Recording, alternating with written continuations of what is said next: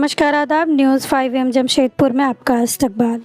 Seraikela खरसवा police ने बीते शुक्रवार को चांडिल थाना अंतर्गत कांदरबेड़ा एवं वेव इंटरनेशनल होटल के बीच NH 33 के किनारे जमशेदपुर के कारोबारी रवि अग्रवाल की पत्नी ज्योति अग्रवाल हत्याकांड मामले का खुलासा कर दिया है।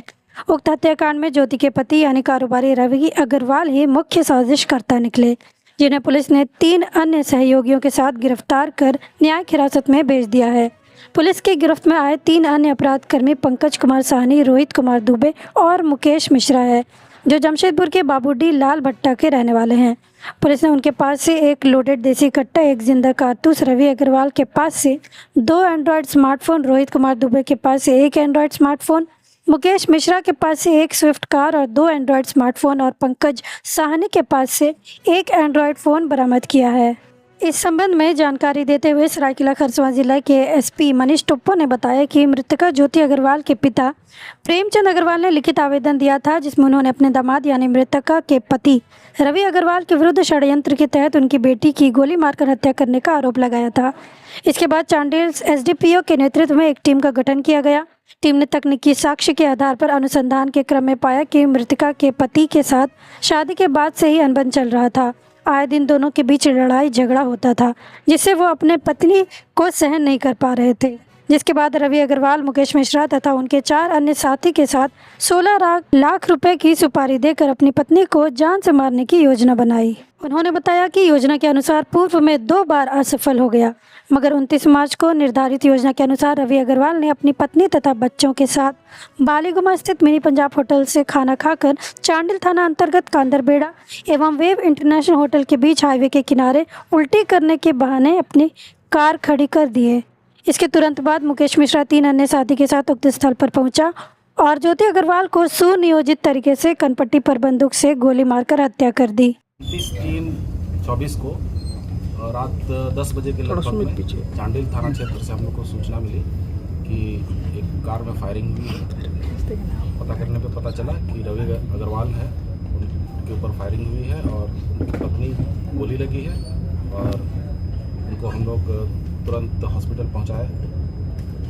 वहां पे उनको मृत घोषित कर दिया गया और रवि अग्रवाल के द्वारा बताया गया कि अपराधकर्मियों के द्वारा उन पर फायरिंग की गई है, जिसपे उनकी पत्नी को गोली लगी और उनकी मृत्यु हो गई है।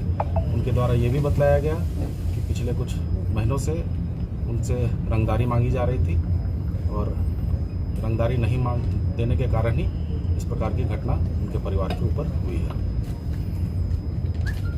हम लोगों ने फिर मृतका के पिता जो है वो हमारे पास कांटेक्ट किए, वो हमारे पास आए और उन्होंने बताया कि उनको संभावना लगती है कि रवि अग्रवाल के द्वारा ही अपनी पत्नी की हत्या कराई गई है, क्योंकि पिछले 2-2.5 सालों से उनका संबंध काफ़ी ख़राब चल रहा था और इससे पहले भी कई बार फोन ही कर रहा रवि अग्रवाल के द्वारा अपनी पत्नी को मारने का प्रयास किया गया था।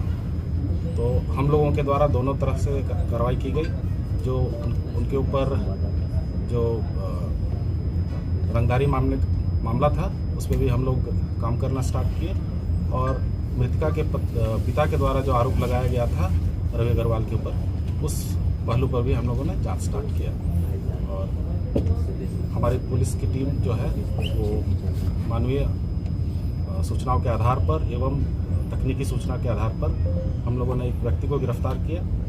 गिरफ्तार करने पर उसने अपना अपराध स्वीकार किया और उसके द्वारा बताया गया कि रवि अग्रवाल के द्वारा ही पैसे दे करके अपनी पत्नी को मरवाया गया है। इस क्रम में हम लोगों ने 4 लोगों को गिरफ्तार किया है, जिसमें रवि अग्रवाल खुद है, एक पंकज कुमार सुहानी है, रोहित कुमार और मुकेश मिश्रा। इसके अलावा और 2-3 अपराधकर्मियों की हम लोग को और तलाश है। इनके पास से हम लोगों को एक देसी कट्टा और एक चक्र गोली बरामद हुई है और अपराध में संलिप्त एक स्विफ्ट कार भी हम लोगों ने बरामद किया है।